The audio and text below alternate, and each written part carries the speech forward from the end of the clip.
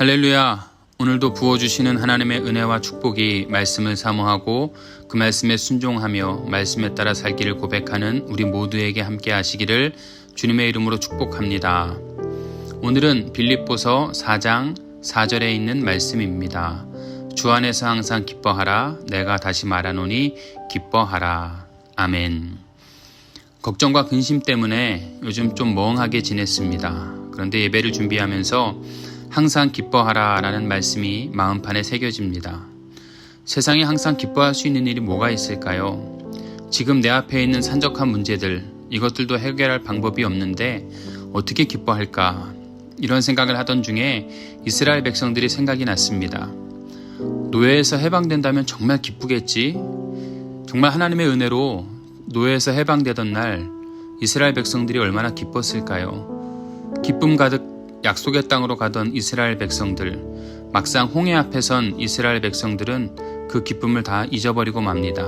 왜냐하면 절대로 기뻐할 수 없는 그런 상황이니까요. 앞에는 홍해가, 뒤에는 애굽의 군사들이 쫓아오는 상황. 결국 기쁨은 사라지고 하나님을 원망하고 모세를 원망합니다. 그리고 하나님께서 또 홍해를 열어주셨을 때 그들은 얼마나 기뻤을까요? 세상에 이런 기쁜 일이 또 있을까 하며 생각했을 것입니다.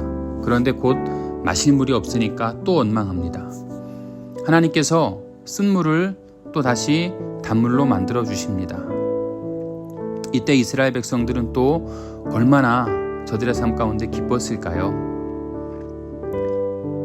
먹을 것이 없습니다. 하나님께서 만나를 내려주시니 얼마나 기쁩니까? 고기가 먹고 싶습니다. 하나님께서 메추라기를 몰아주십니다. 이 또한 얼마나 기쁩니까? 근데 성경을 보면 그런 상황들이 곧 원망과 불평으로 바뀌어집니다. 제 모습이 떠올랐습니다. 지난 8년 이 말레이시아라고 하는 곳에 살면서 뒤돌아보면 모든 순간 하나님의 은혜가 아니면 살 수 없는 그런 순간이었습니다. 그런데 맨날 잃어버리고 힘들다라고 원망하고 불평합니다. 내가 해결한 건, 아니 내가 해결할 수 있었던 건 하나도 없습니다. 모두가 다 하나님의 은혜였습니다. 그 문제들이 해결될 때 나는 얼마나 기뻤을까? 내가 얼마나 기뻤는데. 근데 또 지금 이런 상황 때문에 원망합니다. 그런 나에게 하나님이 말씀하십니다. 항상 기뻐해라. 그 문제는 해결해 줄 테니까 너는 기뻐해라. 골리앗 앞에 있던 다윗에게도 똑같은 말씀을 하셨을 겁니다. 골리앗은 내가 해결해 줄 테니 너는 기뻐해라.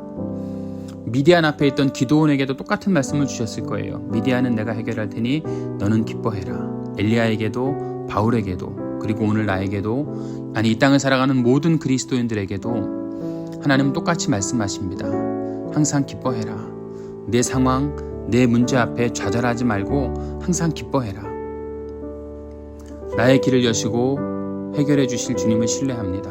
그리고 기쁨으로 이 땅을 살겠습니다. 고백합니다. 은혜 주시는 하나님을 찬양합니다. 너무 당연한 말씀이지만 이를 만났을 때 보여지지 않음을 깨닫습니다. 그런데 그 모든 것들을 보여주시는 주님을 또한 찬양합니다. 원망과 불평이 사라지고 항상 기쁨으로 살아가는 모두가 되시기를 축복합니다.